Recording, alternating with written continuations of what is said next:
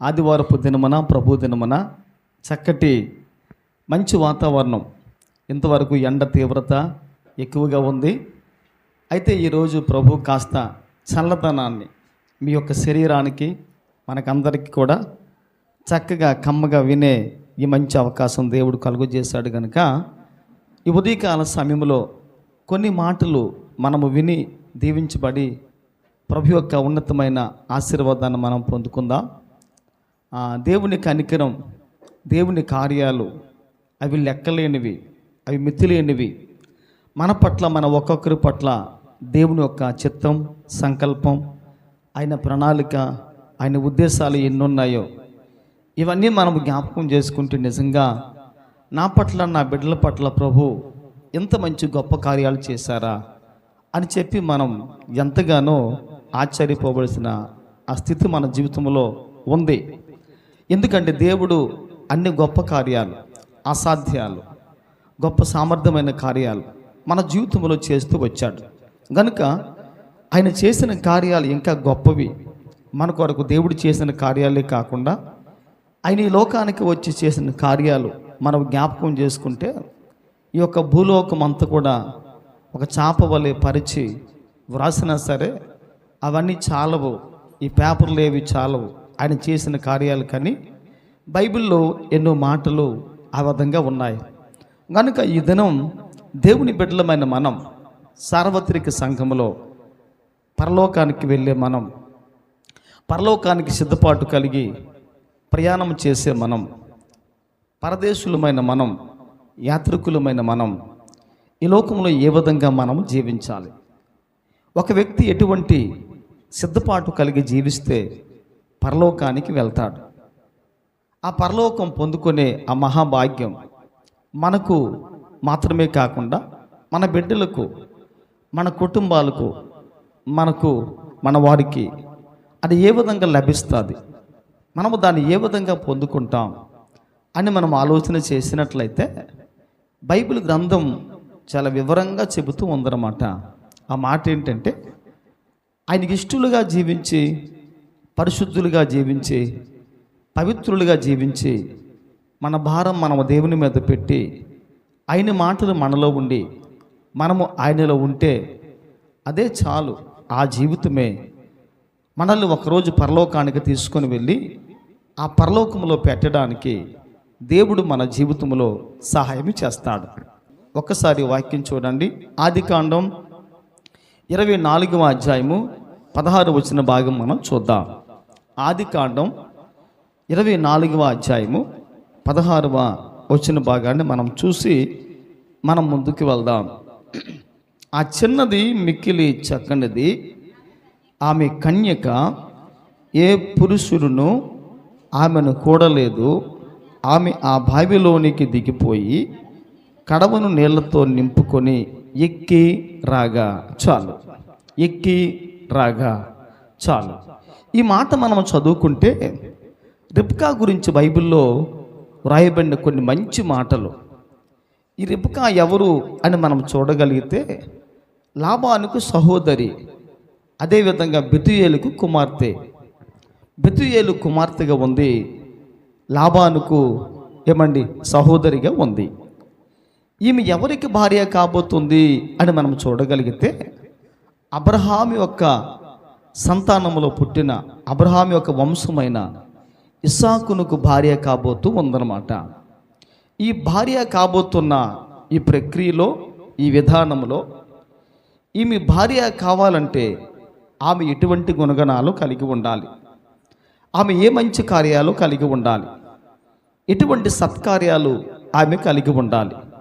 ఇస్సాకు ఎవరో, ఎలియాజరు ఎవరో, బెతుయేలు ఎవరో, రెబ్కా ఎవరో, ఇస్సాకు ఎవరికి సాదృశ్యమో, రెబ్కా ఎవరికి సాదృశ్యమో, ఎలియాజరు ఎవరికి సాదృశ్యమో, అదేవిధంగా లాబాను ఎవరికి సాదృశ్యమో, ఇవన్నీ మీ బుర్రలో నేను చెప్పి పెట్టినట్లయితే మీరు బుర్ర పీక్కొని ఈరోజు పాస్టర్ గారు ఏం చెప్పిందో నాకు అర్థం కాలేదు అని చెప్పి మీరు కూడా వెళ్ళిపోతారు. అయితే అందులో దాగి ఉన్న ఆ వెనుకటి మర్మం, ఆ వెనుకటి సత్యాలు ఏమై ఉన్నావో అవి మనుషుని జీవింపచేస్తాయి. అవి మనుషుని యొక్క ఆత్మకు ఆనందాన్ని, సంతోషాన్ని కలుగు చేస్తాయి. ఇది ఎప్పుడు మనకు అర్థమవుతుందంటే, వాక్యాన్ని మనం బాగా స్టడీ చేసినప్పుడు మనకు అర్థమవుతుంది అన్నమాట. అంటే ఎంతో బాగా వాక్యాన్ని చదువుకుంటే తప్ప అది మనకు అర్థం కాదు. అయితే నేను అంత లోతుల్లోనికి వెళ్ళను, కానీ పైన ఒక 3 ముక్కలు మీకు చెప్పి నేను ముగిస్తాను. దేవునికి స్తోత్రం కలుగును గాక. 3 ముక్కలు చెప్పి నేను ముగిస్తాను. ఈ 3 ముక్కలైనా సరే మన బుర్రలో ఉంటే మన పరలోకానికి సిద్ధపడిన వారిగా ఉంటాం. ఈ 3 ముక్కలు కూడా మీ మనసులో లేకపోతే, మరి ఏవో 3 ముక్కలు మీ మనసులో ఉండి ఈ ముక్కలు మీ మనసులో లేకపోతే, మరి దానికి దేవుడు కూడా ఏమీ చేయలేడైనా. ఎందుకంటే మనసులో ఆల్రెడీ ఒకటి మనకు ఉంటుంది అనమాట.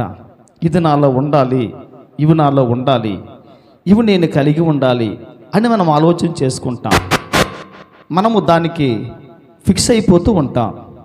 దానికి మనం ఫిక్స్ అయిన తర్వాత ఎవరు ఏం చెప్పినా సరే అది మన బుర్ర లోపలికి వెళ్ళదు. అది బయట వరకు వచ్చి అక్కడ స్ట్రక్ అయిపోయి అది బ్రేక్ అయ్యి తిరిగి మళ్ళీ అది వెనుకకి వెళ్ళిపోతూ ఉంటుంది అన్నమాట. దేవుని వాక్యం వినే ముందు మన తలంపులు ఖాళీ చేసుకోవాలి, మన హృదయాన్ని ఖాళీ చేసుకోవాలి, మన మనసును ఖాళీ చేసుకోవాలి. ఆ విధంగా ఖాళీ చేసుకుంటే వినిన వాక్యం మన చెవులలో చొచ్చి మన మనసులోనికి వెళ్ళగలిగే, అక్కడ ఉండగలిగే ఆ గొప్ప అవకాశాన్ని మనము వాక్యానికి కల్పించాలి. వాక్యం ఎక్కడ ఉంటే కొంతవరకే మనం జీవిస్తాం. వాక్యం ఎక్కడ ఉంటే మనం కొంతవరకే జీవిస్తాం. కానీ వాక్యం ఇక్కడ ఉందనుకోండి, ఇక్కడ ఉన్న వ్యక్తిని ఎవరు కదపలేరు, కదపనేరడు, కదపనేరజాలరు. అటువంటి స్థిరత్వాన్ని, స్టెబిలిటీ అనేది మనుషుడు ఆ విధంగా పొందడానికి దేవుడు సహాయము చేస్తాడు. మనం ఏం చేయాలంటే దేవుని కొరకు ఒక మంచి జీవితాన్ని మనము జీవించిన వారిగా ఉండాలి. ఈరోజు దేవుడు ఆ విధంగా కోరుకుంటూ ఉంటున్నాడు. కనుక మనము వినే వాక్యం ఎక్కడ కాదు ప్రభువా, నా చెవిలో కాదు, నా బుర్రలో కాదు, జ్ఞానం కొరకు కాదు. వినే వాక్యం నా యొక్క హృదయంలోనికి దిగాలి ప్రభువా, నా హృదయం లోపల ఉండాలి అని చెప్పి ఆ విధంగా మనము ఆలోచన కలిగి మనం ముందుకు సాగుదాం.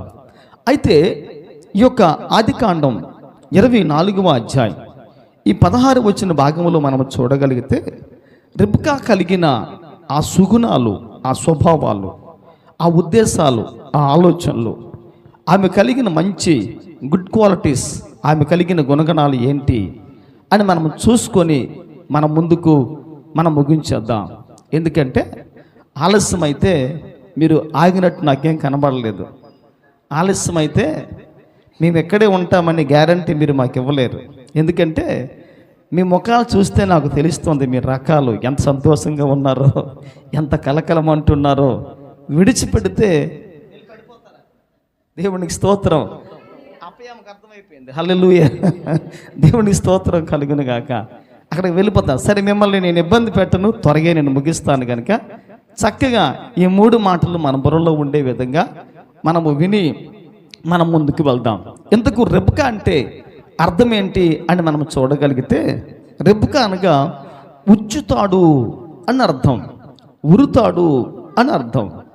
ఈ ఉచ్చు దేని కొరకంటే ఒక పక్షిని పట్టుకునే విషయంలో, ఒక జంతువుని బంధించే విషయంలో ఆ ఉచ్చు వేసి, ఆ ఉరు వేసి ఆ వస్తువును లేక ఆ పక్షిని లేక ఆ జంతువును ఆ విధంగా బంధిస్తూ ఉంటారన్నమాట. అయితే ఈ రోజున ఈ మాటకు అర్థం ఏంటంటే, ఏదైనా ఒక వస్తువును కానీ, ఒక జంతువును కానీ, ఒక ప్రాణిని తన వశం చేసుకునే విషయంలో ఆ వ్యక్తి చేసే పని ఏంటంటే ఉరి వేసి, వల వేసి దాన్ని చేజిక్కించుకుంటాడు, దాన్ని సంపాదించుకుంటాడు. అదేవిధంగా నేను చెప్పే మాట ఏంటంటే, ఈ వధువైన సంఘం, అమ్మ బాగా వినాలి, మళ్ళీ మాట్లాడుదురు, మీది విజయవాడే, మాది విజయవాడే, మళ్ళా మీరు విందురు అమ్మ. ఓకేనా. ఏమండి ఈ మాటలు ఏముందంటే ఏమండి, ఒక వ్యక్తిని సంపాదించుకునే విషయంలో ఆ విధంగా ఉరితాడు వేస్తారు. అయితే ఈ సంఘం అనే స్త్రీ, ఈ సంఘం అనే వధువు లేక దేవుని బిడ్డలమైన మనం క్రీస్తుని సంపాదించుకునే విషయంలో, క్రీస్తుని మనము సొంతం చేసుకునే విషయంలో, మనము ఆయన సన్నిధికి వెళ్ళే విషయంలో మనము ఎటువంటి గుణగణాలు కలిగి ఉంటే యేసయ్య నా సొంతమైపోతాడు, మనము ఎటువంటి గుణగణాలు కలిగి ఉంటే యేసయ్య మనవాడైపోతాడు, యేసయ్య నావాడైపోతాడు అనే ఆ ఉద్దేశంతో ప్రతి వ్యక్తి కూడా ఈ లోకములో దేవుని కొరకు జీవించాలి, బ్రతకాలి. నేను ప్రభు వాడిని, నేను ప్రభు దానను విశ్వాసం ఉంచాను, రక్షణ కలిగి జీవిస్తున్నాను, నేను లోకానికి పాపానికి దూరంగా జీవిస్తున్నాను, బాప్తిస్మం తీసుకున్నాను, నేను నా పాపాలకు అడుగుకున్నాను, నేను ఒక వ్యక్తి కొరకు కనిపెడుతూ ఉంటున్నాను, ఆయన వచ్చినంత వరకు కూడా నేను దేవుణ్ణి నా సొంతం చేసుకోవాలి.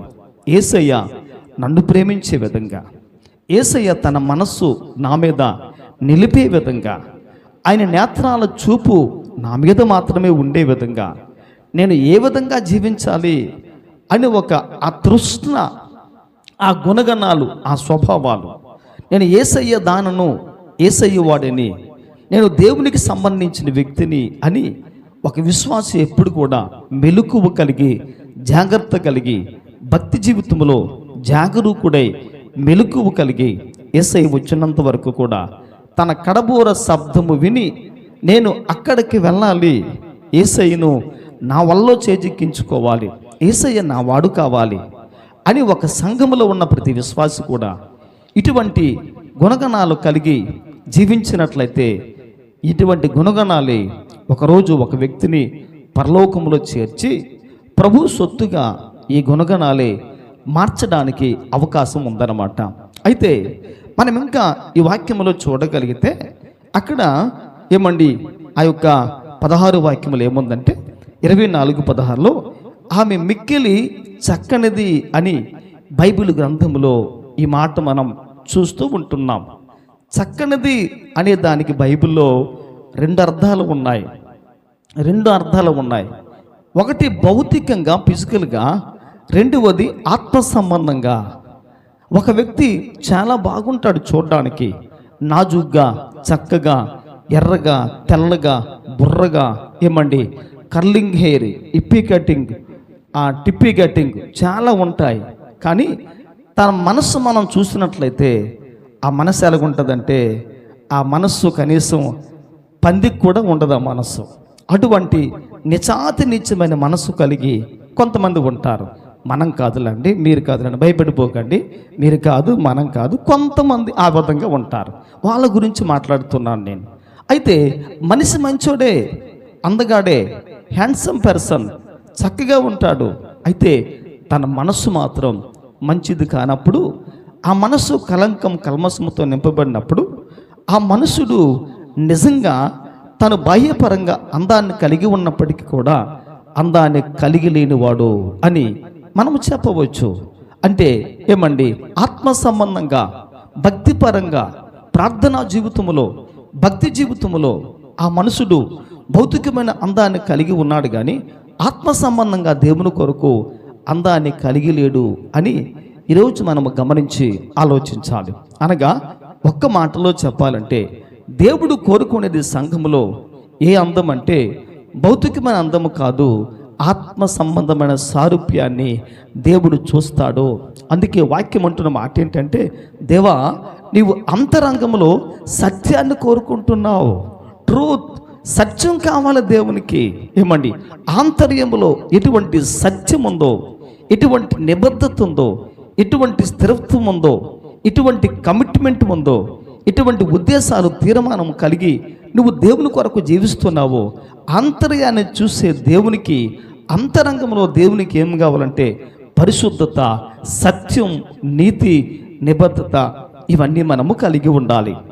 ఈ గుణాలు ఎవరైతే కలిగి ఉంటారో, ఏ సంఘం అయితే కలిగి ఉంటారో, ఏ విశ్వాసం అయితే కలిగి ఉంటాడో ఆ వ్యక్తి యొక్క రెబెకా వలె ఆత్మ సంబంధమైన మంచి అందము కలిగిన వ్యక్తి అని మనం గమనించి ఆలోచించాలి. అనగా ఏమండి, ఆమె ఆత్మ సంబంధమైన అందము కలిగిన వ్యక్తిగా, భౌతికంగా అందము కలిగిన వ్యక్తిగా ఆమె ఉంది కనుక తన అందాన్ని బట్టి, తన భక్తిని బట్టి ఇస్సాకు అనబడే క్రీస్తుని సొంతము చేసుకోవాలి ఆమె ఆ విధంగా అనుకుంటుంది అని మనం ఆలోచన చేయాలి. ఈరోజు కూడా సంఘం అటువంటి మంచి ఆధ్యాత్మికమైన భక్తి సుగుణాలు, గుణాలు, స్వభావాలు కలిగిన సంఘముగా జీవించినట్లయితే ఒక రోజుని సంఘం క్రీస్తు అనబడే ఆ ఇస్సాకును మనం సొంతము చేసుకునే అవకాశం ఉంది. ఇది ఒకటి. సరే, రెండో వాక్యం చూడండి పిల్లరా. 19వ వాక్యం మనం చూద్దాం. 19వ వాక్యం మనం చూస్తే 24:19 ఏముందంటే, మరియు ఆమె అతనికి దాహం ఇచ్చిన తర్వాత ఆ ఒంటెలు త్రాగుటకు, నీ ఒంటెలు త్రాగుటకు వాటికి నీళ్లు చేదుపోయమని చెప్పి అనే మాట మనము చూస్తూ ఉంటున్నాం. 58 కూడా మనం చూద్దాం. 58 ఏముందంటే, రెబెకాను పిలిచి ఈ మనుషులతో కూడా నువ్వు వెళ్ళేదవా అని ఆమెను అడిగినప్పుడు ఆమె వెళ్ళేదను అనను. ఆ తర్వాత వాక్యం 59, కాబట్టి వారు తమ సహోదరి అయిన రెబెకాను ఆమె దాదిని అబ్రహాము సేవకుని అతనితో వచ్చిన మనుషులను సాగనంపినప్పుడు. చాలు అమ్మ, బాగా వినాలి. ఈ యొక్క ఆదికాండం 24:19, 24:58 ఉన్న మాట మనం చూడగలిగితే 2 మాటలు ఉన్నాయి ఇక్కడ. ఒకటో మాట ఏంటంటే, బైబిల్ అంటుంది ఆమె ఏమండి చేతుకున్నట్టుకు ఆ బావిలోనికి దిగి ఆమె నీళ్లు తీసుకున్నప్పుడు ఆమె గురించి పరిశుద్ధాత్మ దేవుడు రాయించే మాట ఏంటంటే, ఆమె పని చేయుటలో ఉత్సాహవంతురాలు అని బైబిల్లో మనము చూస్తూ ఉంటున్నాం. బెతుయేలు కుమార్తె ఎవరు అని మనం చూడగలిగితే, పనిచేసే విషయంలో పనివంతురాలు, పనిచేసే విషయంలో నైపుణ్యత కలిగిన వ్యక్తి, పనిచేసే విషయంలో ఆమె గుణవంతురాలు. ఆమె మంచి గుణం, ఆమె కలిగిన క్వాలిటీ ఏంటి అని మనం చూడగలిగితే ఆమె పనివంతురాలుగా ఉంది అని మన వాక్యంలో చూస్తున్నాం. అనగా రెబ్కా పని విషయంలో జాగు చేయకుండా, ఏమండి తడువు చేయకుండా పనిచేసే వ్యక్తిగా, పని ఆమె ధ్యేయంగా, పనే ఆమె లక్ష్యంగా ఆమె పెట్టుకొని ఆ పనిచేసే విషయంలో గొప్ప ఒక ఏమండి సమర్పణ కలిగిన వ్యక్తిగా రెబెకా ఉంది అని ఈరోజు మనం ఈ మాటను బట్టి మనము చూస్తూ ఉంటున్నాం. ఒక మాటలో చెప్పాలంటే, ఈ రోజున సంఘము ముందు ఉన్న పని ఏంటి అని మనం చూడగలిగితే, సంఘము ముందు సంఘ పరిచర్యలో సంఘములో చాలా పనులు ఉన్నాయి, చాలా కార్యక్రమాలు ఉన్నాయి. ఈ మధ్యలో మనం ఉదయకాల సమయంలో ప్రార్థన మరలా మనం ప్రారంభించాం. ఇంచుమించు 5 గంటల నుండి 6 గంటల వరకు మనం ప్రార్థన ప్రారంభించాం. చాలామంది బిడ్డలు వస్తున్నారు, వచ్చి ప్రార్థన చేసి వెళ్తున్నారు. ఎందుకంటే మన సంఘములో బహుశా ప్రార్థన తగ్గిందేమో, మరలా దేవుడు వారిని పురుకొల్పి ఆయన లేపి మరలా ప్రార్థన చేపిస్తూ ఉంటున్నాడు. కొంతమంది బిడ్డలు వస్తున్నారు. అయితే పరిచర్య ధర్మం అనేది సంఘములో క్రమంగా ముందుకు జరగాలి అని దేవుడు ఆశిస్తూ ఉంటున్నాడు. ఎప్పుడు పరిచర్య చేస్తారు అని అంటే, అవకాశం ఉన్నప్పుడు మనం పరిచర్య చేయాలి, అనుకూలత ఉన్నప్పుడు మనం పరిచర్య చేయాలి, మన ముందు పని కనిపిస్తే మనము పని చేయాలి. ఆ విధంగా మనము చేయగలిగిన వ్యక్తులుగా మనము ఉన్నట్లయితే నిజంగా సంఘంలో చాలా పరిచర్య ఉంటుంది. సంఘంలో చిన్న పెద్ద ఎక్కువ తక్కువ తేడా లేదు, అందరూ దేవునికి సమానము. కాబట్టి మనం ఏ విధంగా ఉన్నా సరే మన సంఘంలో పరిచర్య దేవుని పని మనము చేయగలిగితే, మనము చేసినట్లయితే నిజంగా మన జీవితంలో దేవుని పరిచర్య చేస్తే అది మనకి ఎంతైనా లాభము, దీవెన అని మనం గమనించి ఆలోచించాలి. ఏమండి, గత వారంగా మనం ప్రార్థన చేస్తూ వస్తున్నాం ప్రతి ఉదయకాల సమయంలో. అయితే ఈరోజు కూడా అదేవిధంగా ఉదయకాల సమయంలో ప్రార్థన చేసాం, వచ్చారు, ప్రార్థన అయింది. ఆ తర్వాత ఏమండి 2 వ్యక్తులే చేసి ఇవన్నీ చేసి సిప్పోరమ్మ, ఆ తర్వాత మన ఏమండి సూరమ్మ గారు ఈరోజే మందిరం అంతా ఊడ్చి పరదాలు వేసి కుర్చీలు వేసి లోపల బయట ఊడ్చి ఇవన్నీ సరిది వారు వెళ్ళారనమాట. ఎందుకంటే దేవుని సంఘములో పరిచర్య కనిపించినప్పుడు ఆ పరిచర్య మనం చేస్తే మనల్ని, మన బిడ్డల్ని ఆ పరిచర్య పైకి తీసుకొని వస్తుంది అని ఈరోజు మనం గమనించి ఆలోచించాలి. మనం కూర్చున్న స్థలంలో ఎవరు ఊడ్చారు, ఎవరు చేపలు వేశారు, ఎవరు మనకి నీళ్లు పెట్టారు, కనీసం మనం ఏదైనా మన ఆలోచన చేయగలగాలి. అదే పని నీ ద్వారా జరగాలి, అదే పని నా ద్వారా మన ద్వారా ఆ విధంగా జరగాలి. ఆ విధంగా జరిగితే నిజంగా ఆ సంఘ పరిచర్య ముందుకు వెళ్ళడానికి ఎంతైనా అవకాశం ఉంది అని ఈరోజు మనం గ్రహించి ఆలోచించాలి. ఇది ప్రభు పని. ఈ పని చేస్తే, ఈ పనిలో మనము పాలిభాగస్తులుగా ఉంటే, ఈ పనిలో మనం భాగస్వాములుగా ఉంటే, మనం ఈ పని చేసినట్లయితే నిజంగా దేవుని పని చేసిన వ్యక్తులను దేవుడు ఇప్పుడు కూడా జ్ఞాపకం చేసుకొని ఆయన రుణాన్ని ఉంచుకునేవాడు కాదైనా మన రుణాన్ని తీర్చి మనకి రావాల్సిన సమయంలో ఫలితాన్ని ఇచ్చే దేవుడైనా కనుక ఈమె ఎవరు అని మనం చూడగలిగితే ఆమె పనిచేసే వ్యక్తిగా ఉంది, ఆమె పని అంటే ఉత్సాహవంతురాలుగా ఉంది అని ఈరోజు మనము లేఖన భాగంలో మనము చూస్తూ ఉంటున్నాం. అనగా సంఘము ముందు, సంఘ సభ్యుల ముందు దేవుని పరిచర్య పని కనిపించినప్పుడు అది ఎవరైనా కానివ్వండి, ఏ వ్యక్తి అయినా కానివ్వండి, దేవుని సంఘములో పరిచర్య ధర్మము అది చేయుట అనేక మందికి ఆశీర్వాదకరం.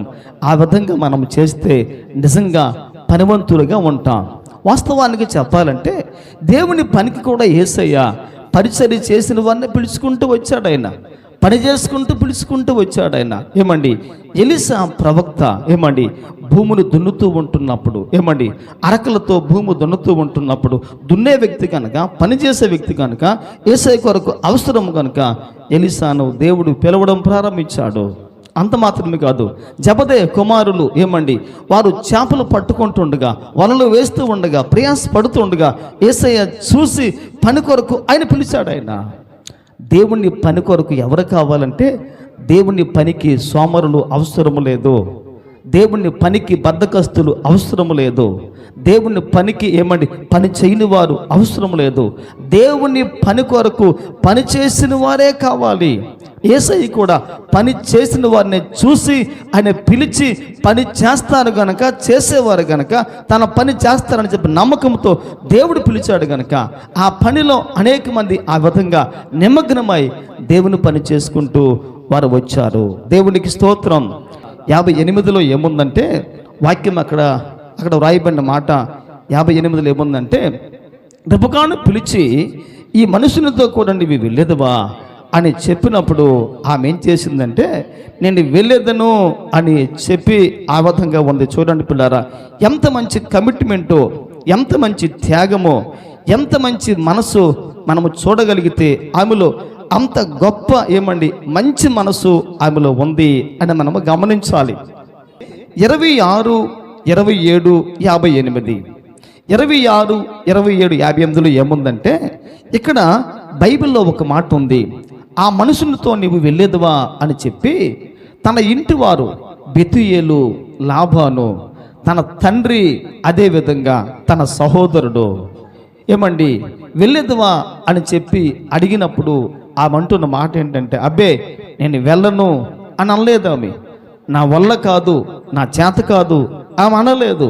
ఆమె అంటున్న మాట ఏంటంటే, తనతో వెళ్ళేదను అని ఆమె చెబుచూ ఉన్న మాట మనం బైబిల్లో చూస్తుంటున్నాం. దేవునికి స్తోత్రము కలుగును గాక. అనగా అర్థం ఏంటి అని మనం చూడగలిగితే ఆమె విధేయత కలిగిన స్త్రీగా మనము బైబిల్లో చూస్తుంటున్నాము. దేవునికి స్తోత్రము కలుగును గాక. విధేయత కలిగిన స్త్రీ, వినయము కలిగిన స్త్రీ, సౌమ్యత కలిగిన స్త్రీ, నమ్మకత్వాన్ని కలిగిన స్త్రీ, నమ్మకమైన స్త్రీ. దేవుని యొక్క నామములో ఒక సేవకుడు ఒక మాట మాట్లాడితే ఆ మాటను శిరస వహించి దానిని దాటకుండా, మీరకుండా, హద్దు తప్పకుండా, మితిమీరకుండా ఆ మాట ప్రకారంగా జీవించిన జీవితం ఆమెలో ఉన్నది అని ఈరోజు మనము గమనించి మనం ఈ దినము ఆలోచన చేయగలగాలి. హల్లెలూయా, హల్లెలూయా. అనగా మూడవ గుణం ఏంటి, ఆమెలో ఏముంది అని మనం చూడగలిగితే ఆమె విధేయురాలుగా ఉంది. ఆమె సౌమ్యత, ఆమె నమ్రత, ఆమె నమ్మకత్వం, ఆమె విధేయత, ఆమె వినయమైన మనస్సు ఏ విధంగా ఉంది అని మనం చూడగలిగితే ఎలియాజరు చెప్పిన వెంటనే, ఇంటివారు చెప్పిన వెంటనే ఆ మాట విని శిరస వహించి ఆయనకి దాసోహమైపోయింది. ఆ మాటకు లోబడిపోయింది. అనగా అర్థం ఏంటంటే పెద్దల మాట వినే ఆ మనస్తత్వం రిబ్కాలో ఉన్నది అని ఈరోజు మనం గమనించి ఆలోచించాలి. ఈరోజు మనం గమనించి ఆలోచించాలి. దేవుని స్తోత్రం కలుగును గాక. చూడండి, కొంతమంది మాట్లాడినప్పుడు ఆ మాటల్లో గౌరవాలు కనిపించవు, మర్యాదలు ఉండవు, సభ్యత ఉండదు, సంస్కారం ఉండదు. ఆ మాటల్లో గౌరవాలు కనిపించవు. ఇర్రెస్పెక్ట్గా అదొక రకంగా అదొక విధంగా తక్కువ చేసి మాట్లాడేవారు చాలామంది మనకు లోకంలో కనిపిస్తూ ఉంటారు. కొంతమంది నువ్వు నువ్వు నువ్వు నువ్వు అంటారు, కొంతమంది మీరు మీరు మీరు అంటారు. నీవనే మాట ఎలాగుంది, మీరనే మాట ఎలాగుంది ఒకసారి మనం జ్ఞాపకం చేసుకోవాలి. అంటే ఈ రోజున ఈమె ఏం చేస్తున్నదంటే పెద్దల మాట విని గౌరవించి ప్రేమించి ఆ మాటకి విధేయురాలుగా జీవించింది అని ఈరోజు మనము గమనించి ఆలోచించాలి. బైబిల్లో ప్రతి లేఖనము కూడా మన కొరకు దేని కొరకు ఉందంటే గద్దించుటకు, ఖండించుటకు, తప్పు దిద్దుటకు, సరిచేయుటకు, సవరించుటకు, మరలా క్రీస్తు మార్గములో సక్రమంగా పెట్టడానికి దైవావేశం వల్ల కలిగిన లేఖనాలు మనకు ఉన్నాయి. లేఖనాలు మనకు ఉన్నాయి. అపోస్తుల కాలంలో పెద్దలు ఏది చెబితే, ఏమి చేసిస్తే అదే వారు చేసేవారు. వారు వెళ్ళమంటే వెళ్ళిపోయేవారు, పొమ్మంటే పోయేవారు. ఎక్కడికి వెళ్ళాలో ఏం చేయాలో వారు అడిగేవారు కాదు. అంత మంచి విధేయత ఆ రోజున అనేక మంది వ్యక్తుల్లో మనకు కనిపిస్తూ ఉంది. దేవుని స్తోత్రం కలుగును గాక. ఆదికాండం 12:1 వ్రాయబడిన మాట ఏంటంటే అబ్రహాము ఆ మాటకి విధేయుడై లోబడి దేవుడు తనకు చూపించుతున్న ఆ దేశానికి అబ్రహాము ప్రయాణమై వెళ్ళిపోయాడంట. అర్థం ఏంటంటే అబ్రహాము విధేయుడు. అబ్రహాము దేవుని మాట విన్నాడు. దేవుడు ఎక్కడికి వెళ్ళమన్నాడో మారు మాట మాట్లాడకుండా దేవుడు మాట్లాడిన వెంటనే ఆ మాట విని తన జీవితంలో ప్రయాణాన్ని ప్రారంభించి ఆగకుండా దేవుడు ఎక్కడికి వెళ్ళమన్నాడో ఆ స్థలానికి వెళ్ళి ఆగి అక్కడ అబ్రహాము ప్రార్థన చేశాడు. అనగా అర్థం ఏంటంటే ఈ రోజున పెద్దలు మాట్లాడినా, చిన్నలు మాట్లాడినా సరే, దేవుని సేవకులు మాట్లాడినా సరే వినే ఆ మనసు మన జీవితంలో మనము కలిగి ఉండాలి. దేవునికి స్తోత్రము కలుగును గాక. దేవునికి స్తోత్రము కలుగును గాక. నువ్వేంది నాకు చెప్పేది అనే మనసు ఉండకూడదు. మీరు నాకేం చెప్తారు అనే మనసు మనకు ఉండకూడదు. ఈ వ్యక్తి నాకు చెప్పేది ఏంటి అనే మాట, ఆ విధానం మనకు ఉండకూడదు. మనం ఎవరము అని మనం ఆలోచన చేసినట్లయితే మనము ఇస్సాకుకు మనము భార్యలుగా కాబోతున్నాం. భార్యలుగా మనం కాబోతున్నాం. సంఘం సిద్ధపడి పరలోకానికి వెళ్ళబోతుంది కనుక ఈ పరలోకానికి వెళ్ళబోయే ఈ సంఘంలో ఈ క్వాలిటీలు అన్నీ ఉండాలి, ఈ గుణగణాలు అన్నీ ఉండాలి, ఈ స్వభావాలు అన్నీ ఉండాలి. అప్పుడే నీవు క్రీస్తును సొంతం చేసుకుంటావు. దేవునికి స్తోత్రం కలుగును గాక. దేవునికి స్తోత్రము కలుగును గాక. హల్లెలూయా, హల్లెలూయా, హల్లెలూయా. లోకంలో ఒక మాట ఉంది. ఆ మాట చెప్పొచ్చో చెప్పకూడదో నాకు తెలియదు, కానీ చెప్పకపోతే బాగుంటుంది. ఎందుకంటే అది చెప్పకూడదు, అది లోకంలో వాడే మాట. మొదటి భార్య దేవునికి ఎవరంటే ఇశ్రాయేలు జనాంగం. రెండో భార్య ఎవరండి?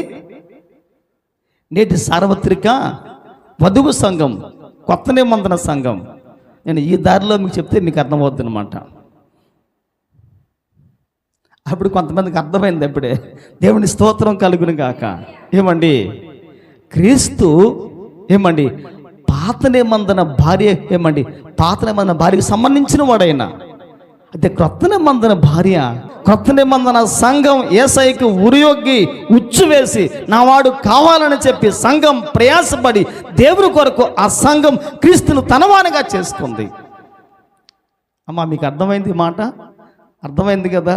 లోకంలో ఆ పదాలు ఓడుతూ ఉంటారు.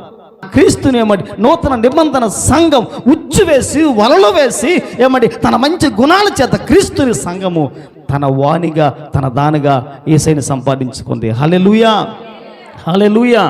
ఈ రోజున సంఘము ఇటువంటి గుణాలు కలిగి దేవుని కొరకు ఎప్పుడైతే సంఘము దేవుని కొరకు భక్తి కలిగిన ఈ మంచి గుణాలు కలిగి జీవిస్తాదో అప్పుడు ఆ సంఘము సిద్ధపడి ఈ 3 చెప్పండి.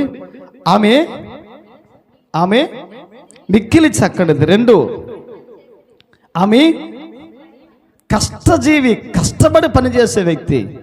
3వది విధేయురాలు, సౌమ్యురాలు, శ్రేష్టమైన విధేయత కలిగిన గుణం ఉందన్నమాట. ఎవరు చెప్పినా వింటుంది, ఎవరు చెప్పినా చేస్తారు, ఎవరు చెప్పినా లోబడిపోతుంది. అటువంటి మంచి గుణము కలిగిన ఆ వ్యక్తిగా ఆమె ఉంది. హల్లెలూయా. సంఘం ఈరోజు ఈ 3 గుణాలు కలిగి ఉంటే సంఘము సిద్ధపడి పరలోకానికి వెళ్తుంది. కళ్ళు మూసుకుందాం, ప్రార్థన చేద్దాం. ఇంకెక్కువ చెప్పను నేను కనుక త్వరగా మనం ముగించుకుందాం, సమయం అవుతుంది కనుక ప్రతి వారు కళ్ళు మూసుకొని దేవుని సన్నిధిలో ఒకసారి మనం ప్రార్థన చేద్దాం. అందరము తల వంచి కళ్ళు మూసుకుందాం. ఒకసారి మనం ప్రార్థన చేద్దాం. చిన్న ప్రార్థన. యేసయ్యా మీకు వందనాలు తండ్రి, స్తోత్రాలు స్తోత్రాలు స్తోత్రాలు. రెబ్కా జీవితంలో తాను కలిగిన గుణగణాలు, రెబ్కా తన జీవితంలో ఒక భర్తను సంపాదించుకునే విషయంలో, తన యజమాని ఇంటికి వెళ్ళే విషయంలో, తన భర్త కుటుంబాన్ని దర్శించే విషయంలో, వెళ్ళే విషయంలో ఆమె ఎటువంటి గుణగణాలు కలిగి ఆమె ఇస్సాకును సంపాదించుకుందో ఈరోజు మనము చూస్తూ ఉంటున్నాం. ఈ రోజున ఈ సంఘం అనే వధువు సంఘం, ఈ సంఘం అనే స్త్రీ పరలోకానికి వెళ్ళాలంటే కొన్ని గుణాలు కలిగి ఉండాలి. మనకు ఆత్మ సంబంధంగా సౌందర్యం మనము కలిగి ఉండాలి. ఆత్మ సంబంధంగా మనము దేవుని పని చేసేవారిగా ఉండాలి, పనివంతులుగా ఉండాలి. పని కనిపించినప్పుడు పని గురించిన శ్రద్ధ, ఆసక్తి కలిగి దేవుని పని చేసేవారిగా ఉండాలి. 3వది ఆమె విధేయత కలిగి వినే మనస్తత్వాన్ని కలిగి ఉంది.